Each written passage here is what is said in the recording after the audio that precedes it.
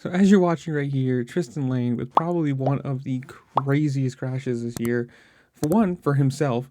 Two, the fact that the bike almost hits him again. Three, that guy landing number 129 doesn't get hit by the bike or hit Tristan Lane. Or, well, I mean, I guess he kind of hits it by the bike, but not too bad. If you want to pause the video and read his Instagram post right there saying about what he happened. Apparently, his bike went into false neutral, and, well, false neutral over a triple is bad news.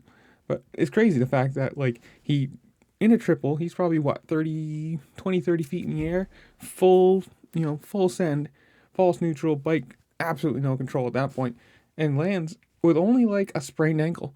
With all the things that you think could have happened, broken legs, broken ankles, landing and trying to catch yourself, breaking your arms, back, anything like that. To walk away with a crash like that, or a crash like that and walk away with only the injury he has, is insane. Apparently he is going to be out for Daytona, which I don't blame him after something like that. You probably want a couple days of nice, slow recovery, and, I mean, just, there's his foot right there. It's not horrible, I mean, considering what could have been, but it's just crazy to see something like this happen. Again, hopefully he's good, heals up fast, but I just saw this and I was like, no way. I mean, I didn't hear anything about this in the broadcast, but that is right there. The fact that bike didn't hit either of them is insane.